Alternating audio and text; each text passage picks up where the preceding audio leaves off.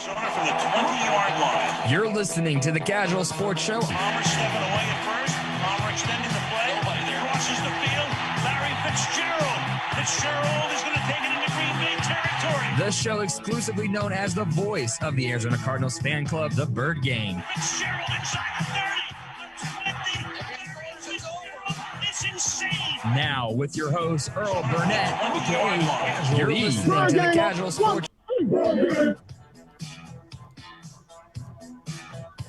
Welcome back into the Casual House, Bird Gang, Suns Nation, all you wonderful fans out there. It is the Kazual Sportz Show, start of another week.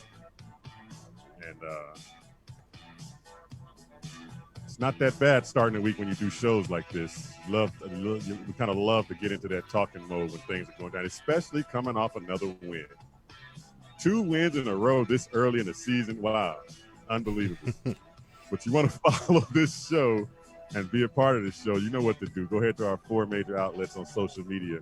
That'd be Facebook, Twitter, Instagram, and our YouTube page. And we are on Facebook Live, in case you don't already know that. And do please go to the website and download the mobile apps. We've added some things to them where you can get contests and things that are going to be coming to the app. Let me move my camera here a little bit. So a lot of things are going to be going down virtually, of course, but go ahead and download the app at www.ksrnaz.com and also subscribe to the website as well if you haven't done so already. This show is brought to you by the good folks at CASA, court-appointed special advocates, change a child's story, and also the good folks at Customer First Solutions, where you as a customer always come first and your home is first priority as well.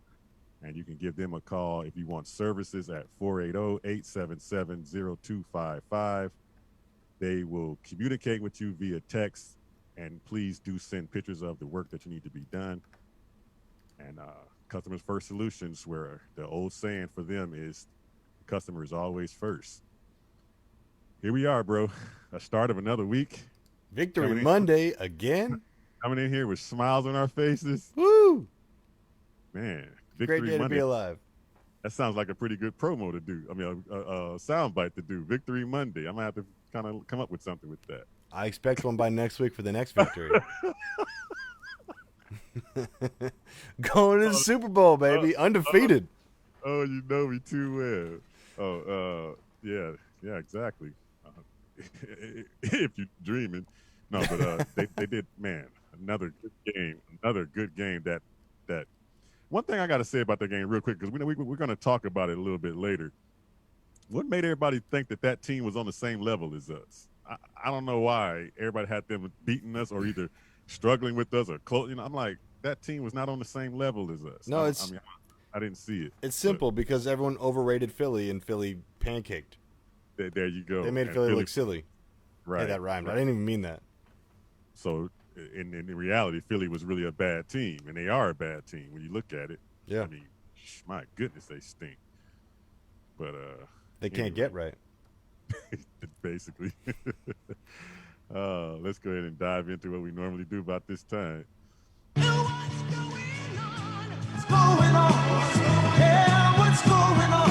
What's going on? In the Casual House. There's a few things that I just want to talk about. We just got a report tonight that was pretty interesting on this Monday Night Football game that 3 coaches got fined for not wearing their mask, and this teams got fined $250,000, and the coach got fined $100,000. And the Raiders are up 31-17 on the Saints. Wow, man! We're gonna talk more about that one and can't get right. I'm probably okay. You might be on there. I'm just letting you know you might be on there this week. This might be a first on the show, huh? Oh man. But yeah, man, that's a heck. I'm so happy to see the NFL taking this thing so serious right now, man. That's a lot of freaking money for not putting a cloth around your face, man. It's rough. Hey, if I can do it at McDonald's drive-thru, they can do it on the football field. Come on. Oh my goodness. Come on. But good props to Goodell in the NFL, man. Props, because that's how you put the hammer down and let it be known that this thing is serious, man. We're not out here just to be out here. Don't spread the darn thing. That's what it's all about. What else is going on in the world of news here? I mean, sports. I see. Okay, let me see. Lakers up 2-0 on the Nuggets. There we go. Lakers up 2-0 on the Nuggets. It should be 1-1. But they caught a break because the Nuggets are too small. They can't rebound. That's true. It came down to that one rebound, and that was the difference. I mean, all the way down to the end of that game, and AD on the perimeter, of course, and he happened to hit the shot at the end. So there you go. I had something else on here that I was trying to put on here, but I forgot where it came from. But that's all right. What else is going on? MLB. I think they're going to be starting the playoffs, and San Diego is made the playoffs. That was like a bit of news to me because they haven't been there, and I don't know how long. Yeah, they had a big improvement to their roster, a big overhaul. They kind of cashed in on all those prospects, and it's paying off for them. Something the D-backs can't do right now. Right, and we definitely going to get into the bone-crushing week 2, almost literally bone-crushing week 2, man. It's like, wow. I mean, how many people went down? And I was looking at the Cardinal team. I'm like, did we lose anybody? It's like, talk about a plague going around. My goodness. Yeah. Yeah, that was brutal, man. I was watching it, and I was watching almost every game, like back-to-back, like one guy go down, another guy go. I'm like, wow, what is going on in the 49ers? I know we're not into being happy when a team goes, gets hurt and stuff like that. But it happens to be a rival that gonna struggle now the rest of this season because they lost almost half their dang stars on their team almost. I mean, it raises your eyebrows for sure. No one's cheering that. I hope, but you definitely see that, and you're saying Niners. Oh, that's 4 bodies. That does help. I mean, I don't want to be grateful and all, but yikes. Yeah. It is what it is, but nobody can say that we didn't beat them already, so it really don't matter. Like, they didn't have that before we started, when we played them. So you're right on that. But also, I'm looking at this thing over here, and it's like it's changing every 5 minutes of what's going on, who's doing what.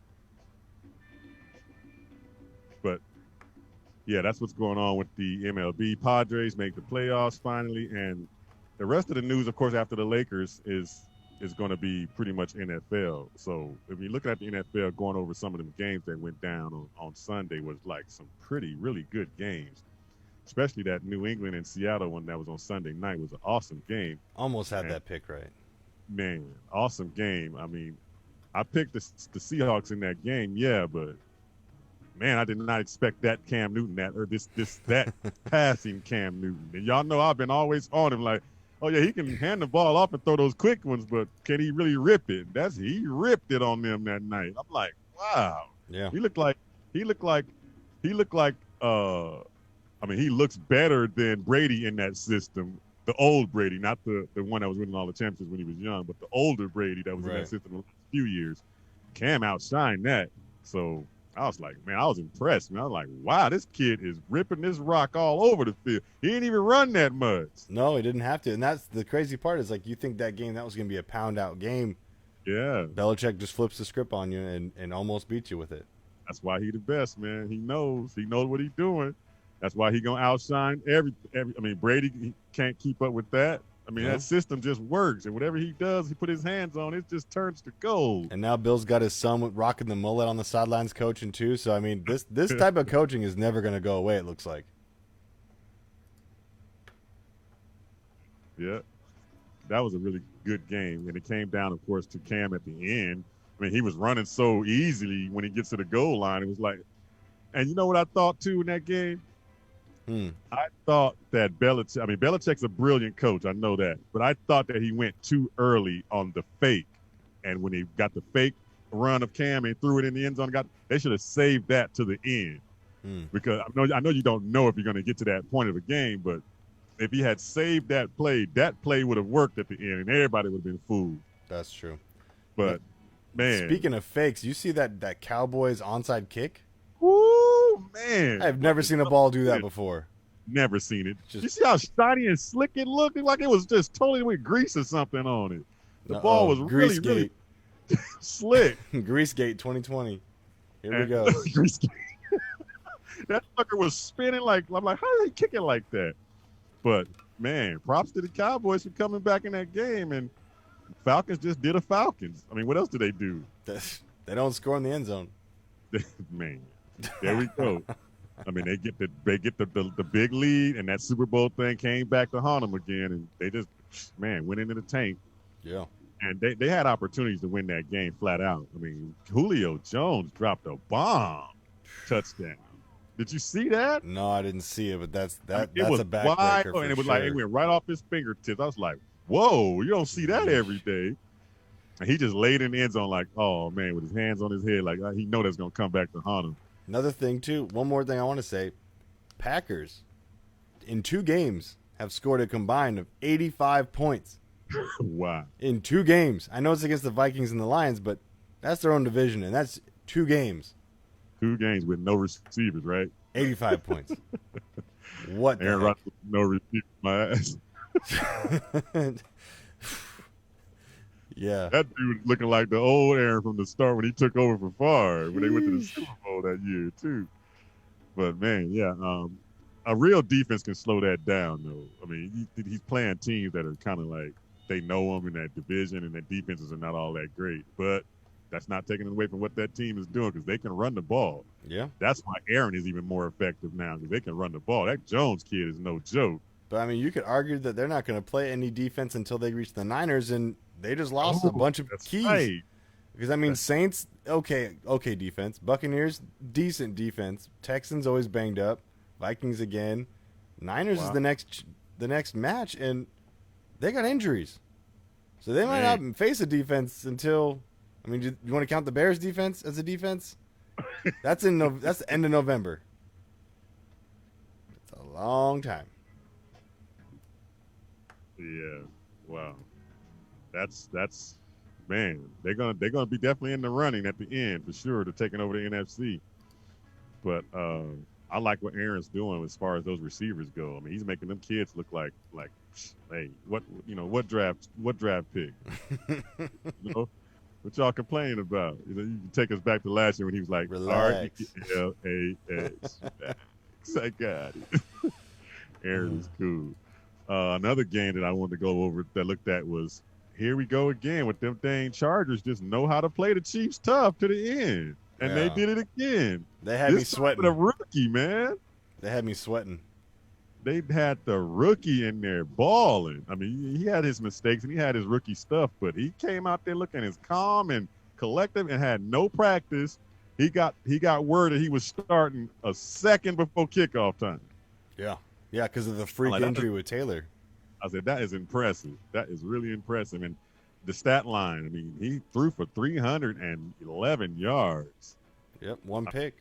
Yeah, and 1 pick and a touchdown. The kid was pretty poised. I mean, he had his moments as a rookie because you're going to have that as far as reading defenses and all that stuff. But he didn't look rattled. Shout out to Mitch. That's Mitch's guy, right? Herbert? Yeah, Wasn't that his that's guy? Yeah, that's his guy all the way. Money-making Mitch. All of us analysts have always critiquing him off of that ASU game we watched. Like, he can't do that against ASU. What he going to do in the NFL? Apparently a little bit. But hey, he looks like that's their future quarterback, man. I mean, just off of seeing that alone, you thought a guy coming in like that would panic, and would look really bad being your quarterback. But Looked good. Man, he looked pretty dang awesome. A lot of other key games that went down. I mean, that Cowboy one was just took the cake for the whole weekend because nobody's supposed to get that onside kick, right? No. I mean, what were the Falcons doing? I thought if you walked into the room and did not even know the situation, you would have thought the Falcons was trying to get the onside kick. Right. Because they were looking at the ball like, oh, there it is. Don't touch it. It's got to go 10 yards. I'm like, dude, get on the rock. You can touch it. Yeah, they got hypnotized. They got hypnotized by the ball. It is so funny. It's one thing if one guy has that brain fart, but it was three guys in that same corner watching the ball spin. Wow. And waiting for it to get past 10 yards. I'm like, is that a new rule that both teams got to wait now? I guess. Oh, man. I was like, wow, that Falcon team is just a head case. Yeah, very much so. You got to put that on coaching, man. So I don't think that coach going to last this year because it's just way too much stuff happening to that ball club that says, look, this is reflecting this coach somehow. It has to be. Yeah. Why is this team not always mentally here? And they, I don't get it. But they out yard you and they score points and they move the ball up and down in between the 10s, like I said on neutral zone, in between them 10s. And then they just brain fart at the end and can't get this touchdown to their best guys and whatever. And I don't know what happens to that team. But another key thing in that game was what the hell were they doing going for two in the second quarter? If you had went and kicked the extra point, that game probably would have been tied at the end 40-40. But you go for two and don't get it. And now you leave that point off the board. And now when the Cowboys come down there and kick the field goal, they beat you by that 1 point. That's one of those things where it's obvious that you have a statistician in your locker room telling you this is a good time to go for two. Just take the point. Take the point. Yeah. Come on. At the time they did it, it was 26-7. You kick the extra point, you're up what, 27-7? 27-7. What do you need 2 points for? Yeah, it's a 3-score game. You know what that's like? It's like they're saying, "Oh, we know this team gonna come back on us. Let's at least get the touchdown even out. So if they score 3 touchdowns on us, it's tied 28-28." You're thinking too far. You're thinking way too far, and you ain't giving your team at all no confidence if you're gonna do that. Mm-mm. And they play like that. They play exactly like that. No confidence that they're gonna hold that lead, and you can tell they start panicking when it gets to that fourth quarter. Yeah. And props to Dak, and I mean he didn't throw a touchdown pass at all or anything in the first half and went off in the second half. He ran for 3 and threw for 1. I'm like, man, the contract should be his, I guess. Yeah, and just that one win, you could already feel the noise from the Cowboys fans. You can just feel it. Yeah. Did you see Michael Irvin was going crazy on the dang after show? He was, I was like, oh my gosh, shut this dude up. But he's going crazy. Oh, that's too good. But anyway, that was what's going on in the world of sports, man. And I'm pretty sure we got the Heat game coming up tomorrow. Boston has to win another one to bring that to even. What do you think about Gordon Hayward coming back into that series? Is it going to make a difference?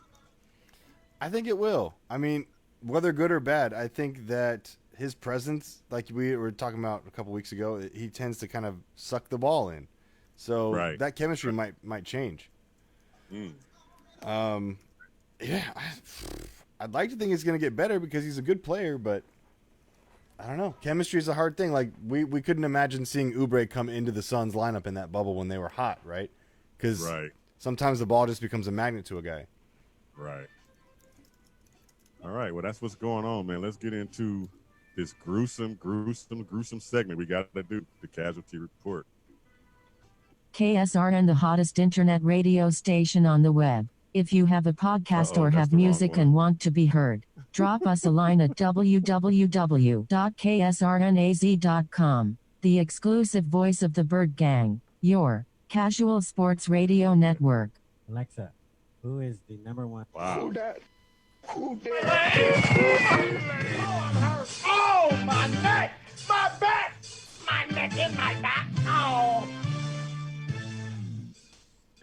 Screwing up on the dang on board over here. My bad. Can't get right. Hey, that's what it's been like all week long, man. I guess I gotta be on the dang report tonight. All right, man. This casualty thing it's out of control, man. It's not, of course, Cardinals only, of course, because we kind of got out of it unscathed and kind of I think last week we were almost on that list, but we kind of escaped it. Yep. And everybody else got hit hard with this thing on injury bug this week. I mean, I'm watching these games and guys are falling left and right. And especially major guys. The Niners lost 4 of their almost cornerstones, you would argue. Yes, they lost. They lost some of the championship team that got them to that championship. Got them to the Super Bowl. I should say not championship, but getting to the Super Bowl. They lost some key guys. They got hit the worst because they had multiple guys that had the ACLs. Yeah. But I mean, even their quarterback went down in that one, Garoppolo. But I mean, word is that he probably will be coming back, this week. But wow, I mean, you feel bad for Saquon Barkley. You feel bad for you kind of almost knew that Nick Bosa would be on there at some point. I mean, not to just say that he's always hurting, but they tend to get hurt a lot. That's the one that you see in your phone when you're watching the games. Like, okay, that doesn't really surprise me. You know what, Sean? This is no lie. I kid you not. I am watching this game, and the breaking news came through, and it said Niner hurt. I said that's got to be Bosa before I even knew it. Oh yeah. And it said Joey Bosa. I said, wow, how did I know that? Oh yeah. And I had no clue. I had no clue that he had gotten hurt. I just like, that's got to be Bosa. And bam, Joey Bosa. I was like, wow. So I mean, it was bound to happen, and his brother gonna be down the line at some point, right in the same room with him. Yeah. So I don't know what they got this gene about. They brittle bones or something. I don't know, but I mean, I'm not happy guys get hurt, but I know JB's probably sitting over there like, yeah, I told you. But wow, I mean, you could go down this list of 22 guys, McCaffrey or more now. Because tonight somebody went down in the Saints game, but major guys. You got Saquon Barkley. I mean, Bosa, of course, we said Garoppolo. Drew Lock went down to a shoulder sprain for the Broncos. Starting quarterback. Adams. McCaffrey, ankle, should be out 4 to 6 weeks. He talked about you want to come back earlier. Solomon Thomas, of course, was the other 49er that went down. Raheem Mostert, MCL sprain, which would still be 3 weeks probably. Yeah, at least. Man, Anthony Barr from Minnesota. Minnesota, shoulder. Devontae Adams went down with a hamstring, so there goes a receiver for Aaron Rodgers. That one receiver. His main one receiver. Everybody said that's all he had. Watch, exactly. they'll put up 50 still. I know. Who they playing next week anyway? Probably another cupcake. Oh, no, they got a pretty big one. It's the next Saints. Week. Night Saints, yeah. Saints, yeah. Malik Hooker of the Colts went down to an Achilles. He's out for the season. You can call brutal. it. He may be the end of the season. He might. But brutal stuff. Paris Campbell, knee out. Sterling Shepard for the Giants, foot injury. Cam Akers for the Rams, good cornerback, rib injury, a few weeks out. I mean, Byron Jones. Byron Jones, on and on and on. The guy that was on the Washington team that played us went down. The right guard, Brandon Scherf went down. Cortland Sutton, Cortland Sutton of the Broncos, good wide receiver, out for the season, done. It's brutal. Tavon Young, Ravens, knee out. Bruce Irvin just went down in that Seattle game. I mean, it's like, and they just went and looked at Ziggy Ansah, but to try to replace him. But I mean, it's like 7 ACLs in 1 week. That is brutal, man. It's got to be a record. And this has got to be, of course, the foundation that COVID-19 has put down for this football season, for sports, period. Where you don't have your normal regimen to get that body ready, you got to think that it's going to come back and hit you at some point. And this is that one point where it's hitting everybody. No preseason, no offseason, no workouts in the offseason. All that stuff was cut off. So all these guys are coming out there not at 100% as far as strength-wise or health-wise. And this is the result of it, man. So it's going to take some really, 5 or 6 weeks of us getting into this season to say, okay, we passed the point where we're not physically ready to play this game. Yeah, but at that point, what have you lost? I mean, for some teams, they've lost too much. And what have you had for a league? Watered down. Pretty much, look, yeah. Look at all these teams that are missing all these key guys. Man. You got to put up the primetime banners for, player versus player when they get all excited on primetime. They're going to have nobody to showcase. Nobody to showcase. I mean, and we're not talking about one injury here. We're talking season ending. Yeah, big ones. And so now the scary thing is that was week 2. Have we come out of that? And is week 3 can be a little bit more safe? Or are we going into week 3 going to be another just to pick up where that week 2 left off? I think week 3 is going to be just as rough because you've got teams now that are kind of figuring out we better get it together and play. Like, we better get things going or the season's done for. Right. And you have teams that are saying, we're going good, we have to keep doing this. So there's going to be a lot of pushing. There's going to be a lot of people trying to vie for for positions here, and it's gonna get rough. I'm telling you. See, this is what we were talking about way before the season started, when we had no off season and all this, and then training camp started, and we were like, no preseason game. We were like, okay, the team that comes in with the best prepared team as far as physical, as far as from a mental and physical standpoint, and from a depth standpoint, is going to be the team that's going to probably ride this thing out. Because if you don't have good depth, that stuff happens. You're not prepared for it. And so I like where we are for the Cardinals as a team, depth-wise. I love what we did with our offensive line. I love what we did, because right now we've seen that offensive line kind of shift the last 2 games. And we're like, okay, cool. We had guys that filled in the spots and took care of those spots to the point where it didn't even make us, it didn't harm us at all. Right. But that's also the dynamic aspect that Kyler brings, right? Because he can kind of make a broken block turn into a 20-yard run. There you go. But you know what, though? To be honest with you, that's true. That's 100% true. And that only has happened probably less than it did last year. Of course. Let's just put it that way. Yeah. His running right now is more of the lanes. He can see the lane now instead of just guessing at it. And now his offensive line knows that, okay, when he takes off, I know he's actually taking off. If he stops it, they kind of feel him out and know where he is. So, and then another thing trying to tell everybody that kept trying to tell us that our offensive line was going to be our downfall, they don't have to block that long. No. And hasn't that been true? Yeah, there's no huge deep balls. Exactly. It's like, boom, couple of seconds, ball's out or Kyler's running. One of the two. Yeah. So, I love it. I love it. Our offensive line is getting some good reviews, too, in the Pro Football Focus because of it. So, the Raiders just cemented that game, 34-24. That's going to be your final. There's still time. Yeah, a minute. With the Saints, there's still time. There's still time. Oh, yeah. And another onside kick like we saw on Sunday might happen. Yeah. Taysom Hill might kick it. Who knows? No. Speaking of, I did not, man. Little by little, we seen our boy Stram come in there, man. Stram. Yeah. We're going to take a break. And definitely come back and hit up on our Cardinals, man, because we got a Taysom Hill forming out here in the Valley. And Sean and I got this bet that this kid go score at least once. He got to get one score there. You listening to the Kazual Sportz Show. Earl Burnett, Sean McConnell, right here on KSRNAZ.com. Stick around. We're going to talk another cool win by the Cardinals that was pretty much obviously a win that we definitely had to have and was going to get anyway. From my standpoint, we were not losing that game. But let's talk some Cardinals. Come on back. Be right back.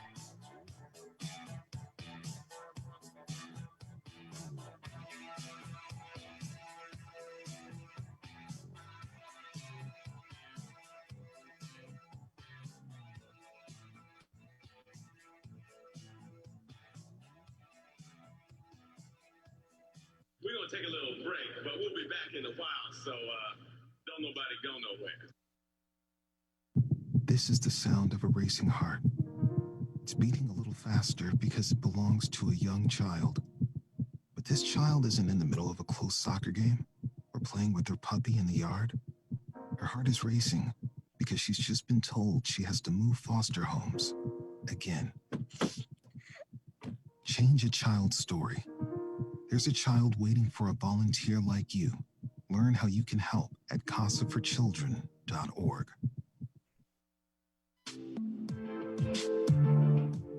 This is Larry Fitzgerald. You listen to the exclusive voice of the Bird Gang, Kazual Sportz.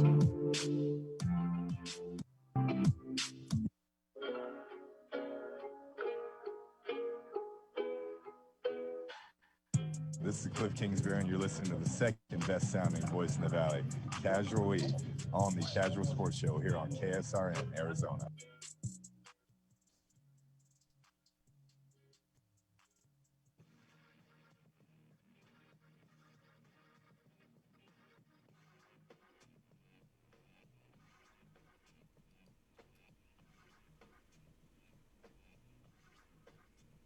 What? My name is. Oh, welcome back into the Casual House.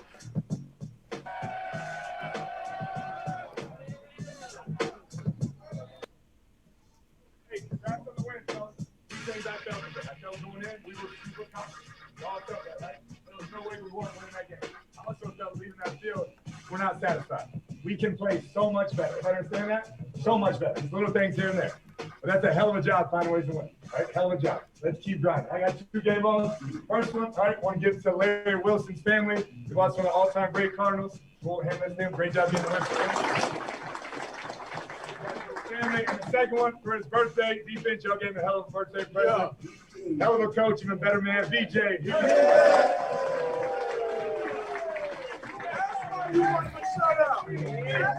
Hey, we know what it takes each and every week to come out here and get dubs. Let's continue to do that, man. Cards on 3. 1, 2, 3. Cards. Yeah. That is the winning locker room of our Arizona Cardinals, putting it down on Sunday. And like I was saying earlier, no way that team was on the same level. We kept them in that game at the end and gave them 2 touchdowns.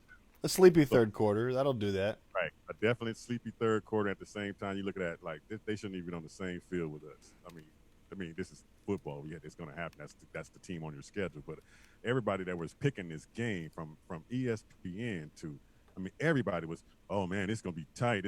This Cardinal team. I mean, I'm like, what are they seeing?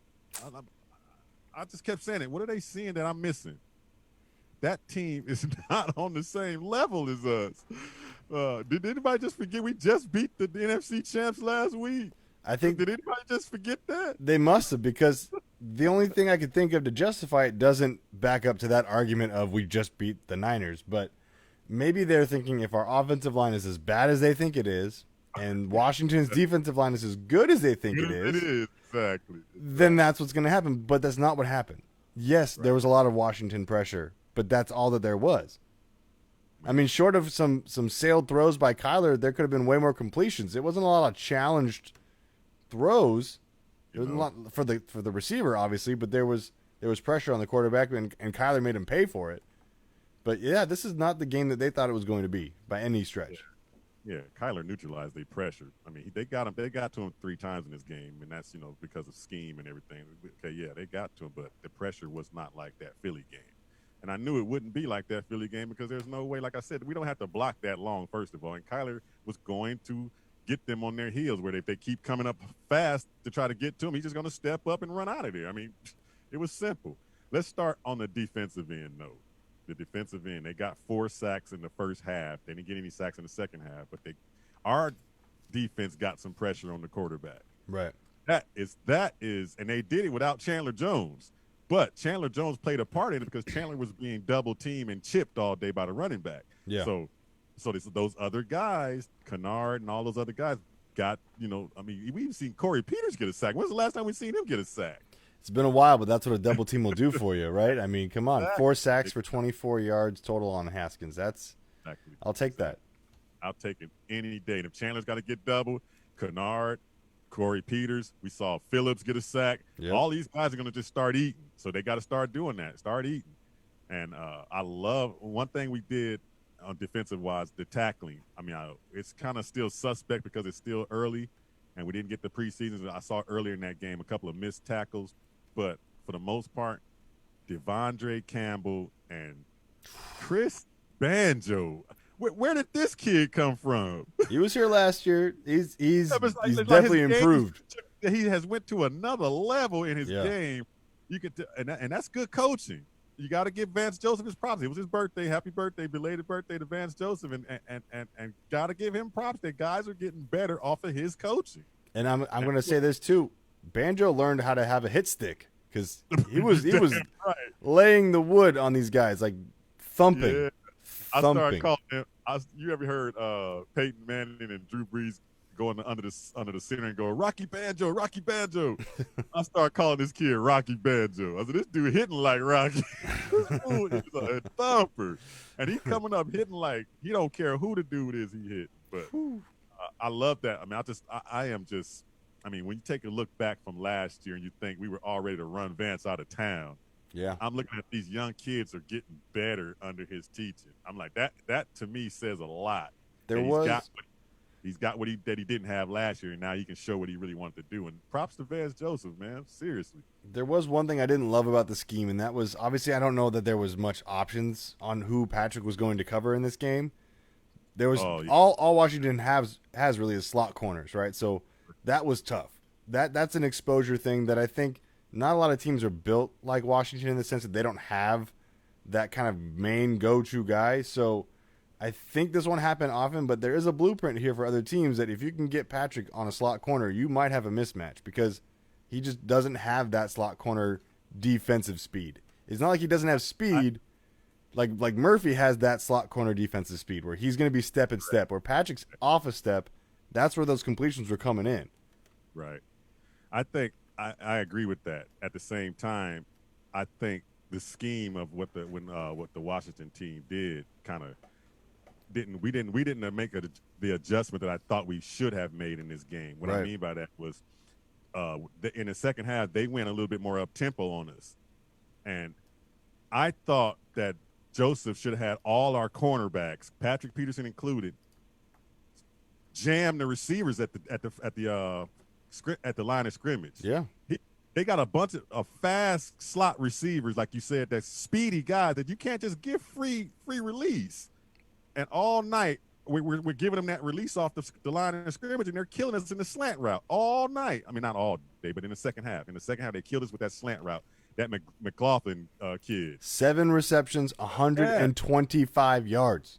125 yards on slant routes. And the reason why is because our corners are not jamming them at the dang line of scrimmage. They're just giving them free release off the line. Yep. And I'm going to show that on the show tomorrow. I'm breaking that down on the show tomorrow for the Casual Look because every lineup in that second half, all of our DBs are giving the receivers free releases off the line. And the pressure we were getting on Haskins, if you jam those receivers up and break them off of their route for a couple of seconds, those would have been incomplete passes or sack. And a lot more dead drives, which there were some, but a lot more.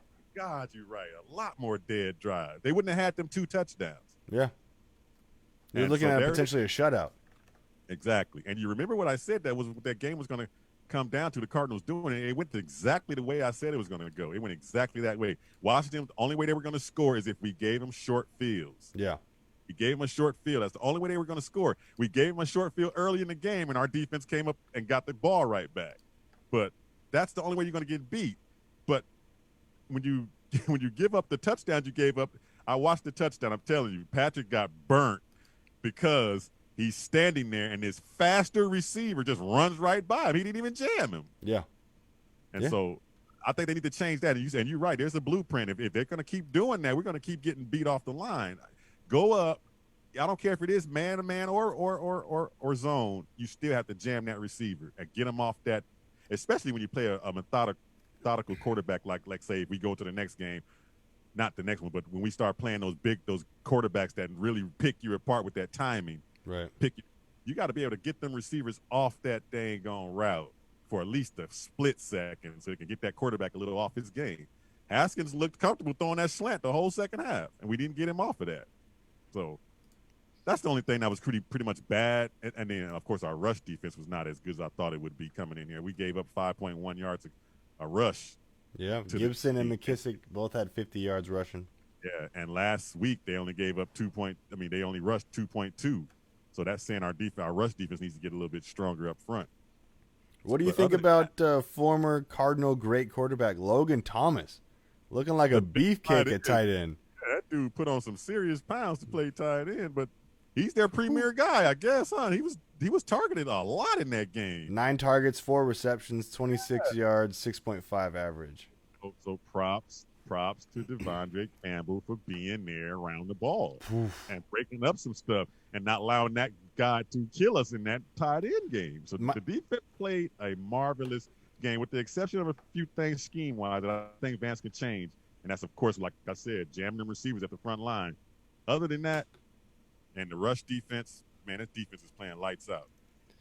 Yeah, that Campbell signing might be the most underrated thing that the Cardinals did this offseason. And that's saying something with DeAndre Hopkins as your main pickup. But that Campbell signing is vital. He's everywhere. Jay said he jammed with or without a receiver. Yeah, you do. That fool was crazy. He all giddy on this thing because his Raiders won tonight. So that's why he all giddy on this thing. He's a couple IPAs deep right now. Yeah, exactly. But props Yeah, man, you got to jam them every time for sure. But what else? Let's talk real quick. I did not see how many snaps. I haven't got to the tape to really get that deep into the tape. But how many snaps Isaiah Simmons got in this game? It wasn't I've that been many. looking for that too. And remember, think about this. Last week's game wouldn't have been that close either had it been not putting that rookie out there. Right. Because he gave up the big play early, and he gave up the touchdown late. So you take the rookie off the table and put some veteran there that slows that down. That score wouldn't have been that close. So they pulled him back a little bit this week, and he was like spot duty, like here and there. And that's how you got to gradually work this kid in, right? He had one tackle. So one tackle, but how many chances to get that one tackle? I'm trying to see the game split. It's going to take me a minute, though, because that's no, you have to work, because I'm going to go through the tape later tomorrow. I'll probably have it, because I watched that game already twice on the coach's cut real quick. Yeah. And I ain't see him on the field that much. Right. So he was not out there a lot.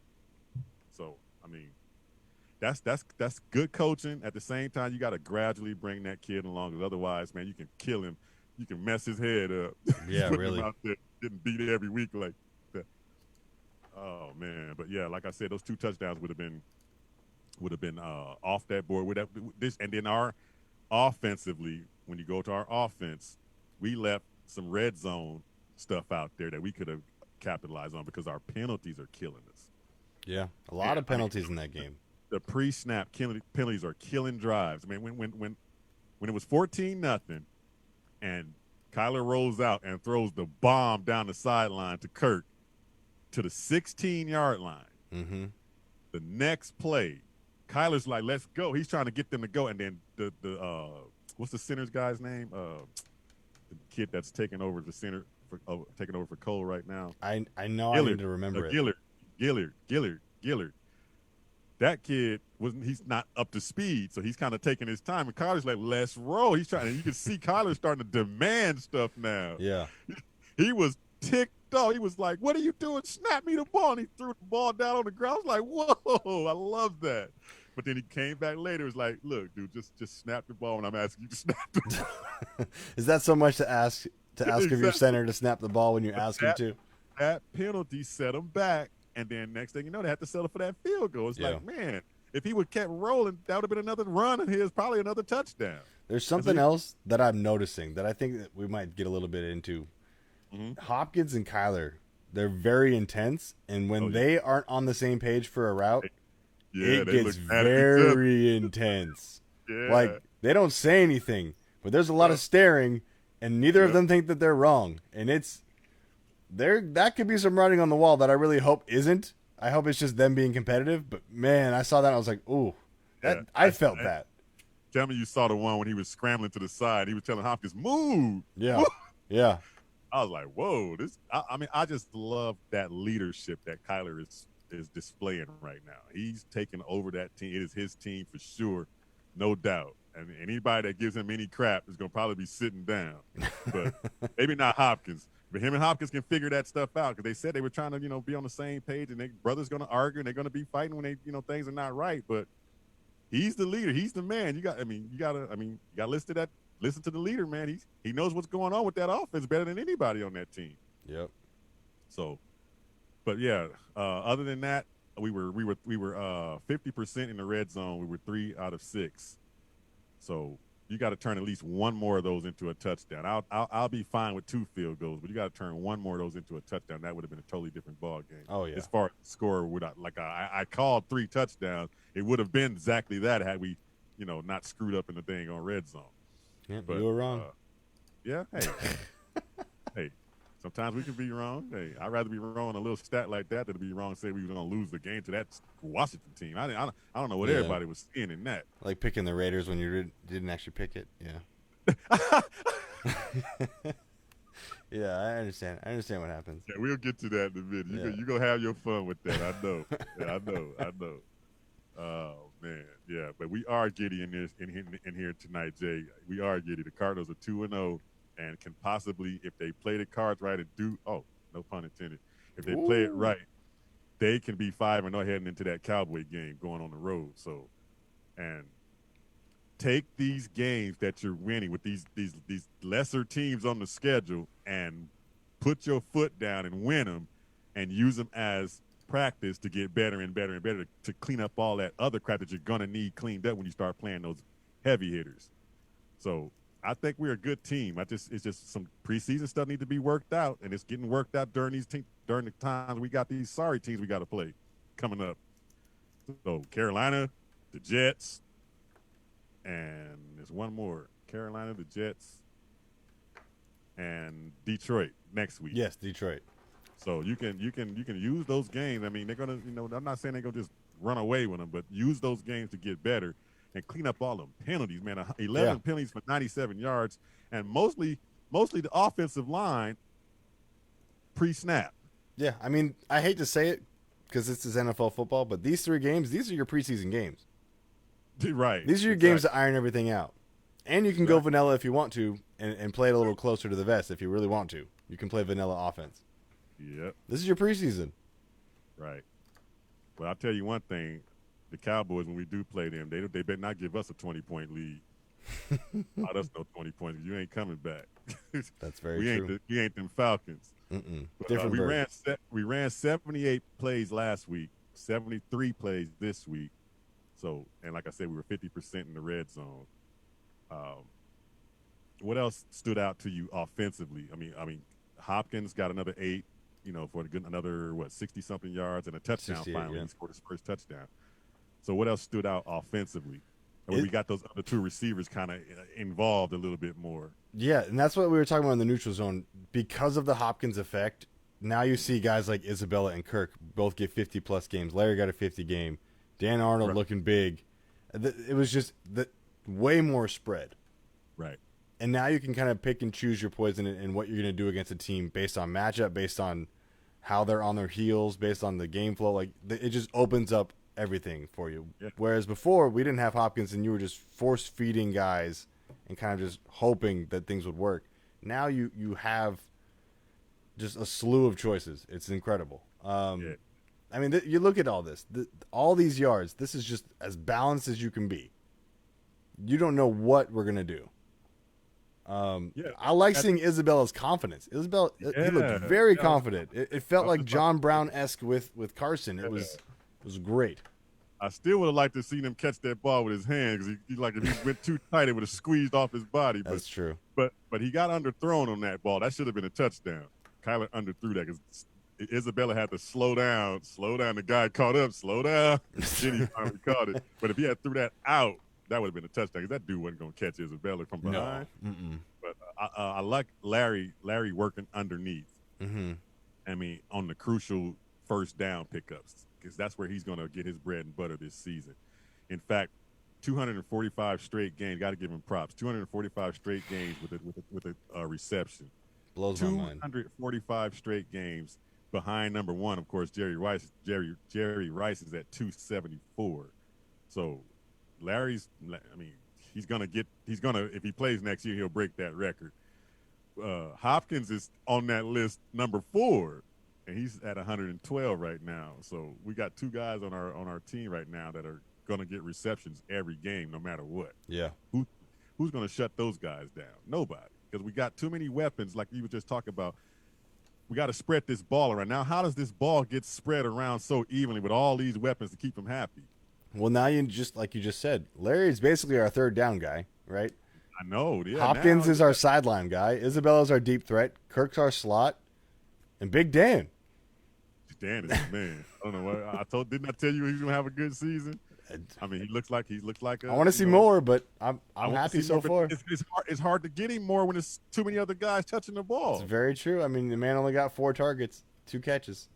But I mean, for him in this offense, that's about all he's going to see probably every game. Because if Drake is running the ball good, and he ran the ball really good in the end of that game, and he put that game away. I mean, that's how you win a ball game and finish a team off. And he ran hard at the end and got some gash runs to put that thing away. But all those receivers, the tight end, and then of course Kyler himself. How are you going? I mean, as the tight end, you're gonna be like, man, I'm the guy that's gonna be the thumb that's sticking out.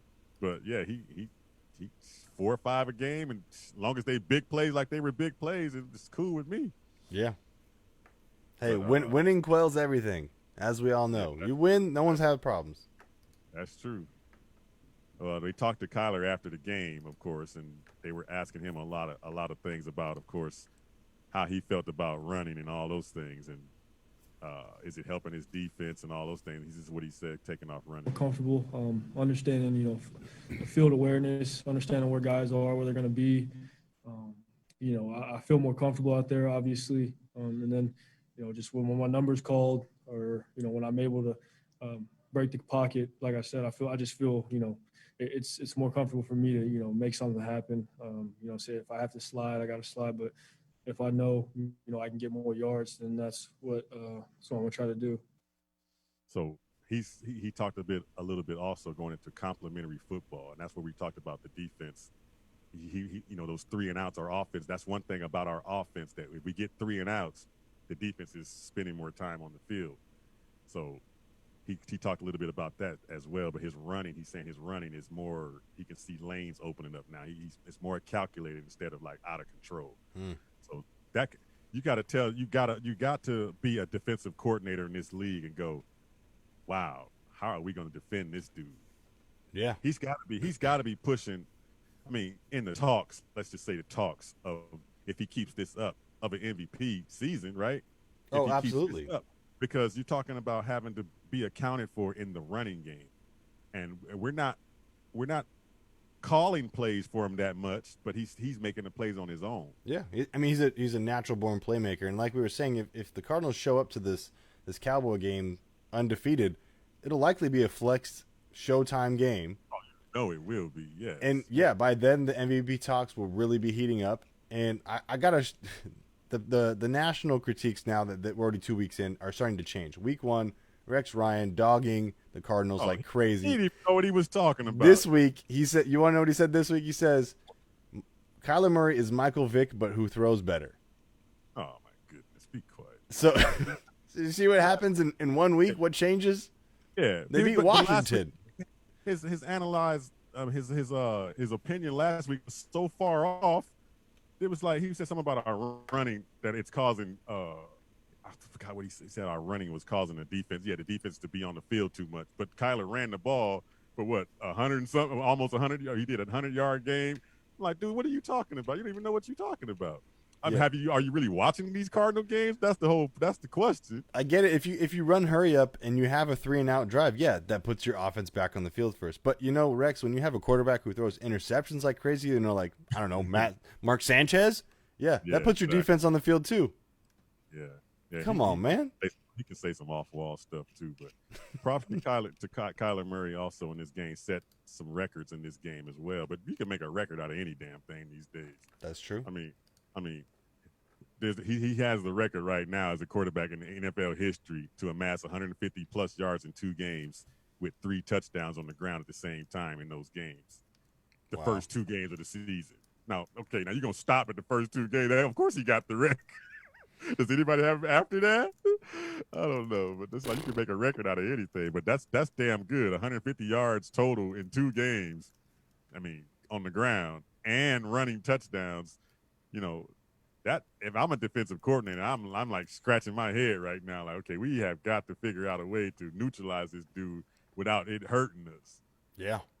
And it's going to hurt some teams because you're going to have to account for him. Now, from now on, you're going to see a spy on him. And when you put a spy in there, you're just taking away from your defense for all the weapons that's around him. So, I mean, I love it. We're once we get going, because we haven't got going yet. Kyler said it in another one of his pressers that we left a lot out there on the field. We did. We left a lot of touchdowns out there, penalties, you name it. We left. And that's part of the game because you got to give the defense some credit that the defense is causing some of this stuff. But at the same time, we had a lot of just our own just dumb stuff that just usually happens in a game with us sometimes. Yeah. Where you get that penalty that's like, man, what do you think? So I'm going to go ahead and do this so you can have your fun. And there's some people on the can't get right front. And let me go ahead. Let me go ahead and do that if I can find that. Damn, here I am already. Still can't get right. Can't even find the damn sound. I guess I should open it then. Open what? Oh, yeah, go ahead. Oh, where the hell is the damn thing at? I am off my game for sure. Oh, my goodness. Here's to those who just something wrong with his head. Tells me can't get right. Can't get right. That's the kid's name? Yep. No, can't get right. You can't get right. This is you, baby. Can't get right. Can't get right. Now, okay, I'm going to open it up. The only one I got for can't get right is the one and only Earl Burnett, who went ahead and said on Neutral Zone that he's picking the Raiders to win. And he starts blowing up the group chat. Raiders, yeah, Raiders. And I go and I'm going to check and see, did he pick the Raiders? Sure enough, Earl did not pick the Raiders. And Earl, that's why this is staying home with me this year. That's why this little trophy, for those who can't see me on Facebook Live right now, I'm kicking the mic. I might need to go on Can't Get Right. This is why this trophy is staying home this year. Hey, there's Can't get right. A logical explanation for that. Mm-hmm. Last year, I couldn't get right with picking my picks at all last year. Very true. You had no points. I missed the whole week. And so I said, this year, I put all my picks in the first 6 weeks. I did it last week. What happened was all your picks were in checking, and then they were in savings. No, come on. Right. Exactly. And when we had the show, I started putting together stuff like thinking, doing the analyst stuff and watching tape and stuff. Like, no, the Raiders could do this. The Raiders could do that. And I forgot to change the damn pick. I went back in. So I was like, damn, I went from cheering for the damn Raiders to, okay, Saints, come on, please win. Went down 10 with a minute left. Oh, man, I had to do it. You had to do that with it. Then you got to just add tonight's crap with all my damn board. I can't get nothing right. So, yeah, I'm on the list. Man. Victory Monday, baby. Yeah, Victory Monday. I have to throw, of course, the Falcons on the can't get right. Oh, yeah. What the hell was you thinking to pick up a dang onside kick? The ball is going 10 yards for the other team, not you. You can touch it. They just watched that thing spin and just like, oh, wait, don't touch it. It's like they were talking to each other. Don't touch it. Wait. It's got to go 10 yards. Then we can let them touch it. What? What? And then we can fight there for it underneath and try to get it. Oh, that was hilarious. But brain fart for that team, and that's coaching, man. I'm sorry, but where we at? Oh, we on time. That's cool. I guess that's it for tonight. You got me. I got. But I am going to still talk crap because I called that game. I knew they were going to win that game tonight. They can run that rock, man. I'm telling you, if you can run that ball like they run the ball, and that Jacobs is dangerous. That Jacobs is the real. That's your next Russian title guy right there. He's going to win the Russian title. Yeah, because, Henry, he's going to be right there with Henry trying to battle Henry for it. But they can run that ball, man. And when you can run the ball, it just makes things so easy for Carr. Carr looked like a freaking all-star tonight. Told you. He threw more than Drew Brees last week. Yeah, Come on. That dude was balling. I'm like, man. And so you got to give props to that running game, man. And they can do that to any team, then it's going to be hard to stop them. And so, they didn't want to open up their building, too, on the Vegas Strip. Open up their building to nobody. Right? Nobody's there. I know what I just said. But they themselves know what they were in there for. But yeah, of course. That would have been cool to see that building filled up, though, man. That would have been awesome. A new black hole on the Vegas Strip. Yeah, some dangerous stuff gonna be going down there. Kind of like what happened happened to me when I went down there. Black hole in the wallet too. Exactly. Some fans was running around the casino that night, had me in the dang casino sleeping in the casino that night. Jay he know what happened that night. Vegas ain't no joke, but props to the Raiders, man, for pulling that off. But we run out of time, and we're going to definitely dig into that Cardinal stuff again tomorrow. I'm going to break that tape down and show you some stuff that I think Vance Joseph could change. And Bird Gang, y'all want to call in and start talking these games when the games are over for these Cardinals. Call us up on the KSRN hotline. That's 602-563-KSRN. Write it down, 602-563-KSRN. Anytime after the Cardinal games, y'all can give us a call in here and just chime on in and get giddy with us when we win. You've been listening to the Kazual Sportz Show. Earl Burnett, my man Sean McConnell. Catch him in the closet later this week. Trapped in the closet. We'll catch y'all tomorrow, Bird Gang. Peace out. See you.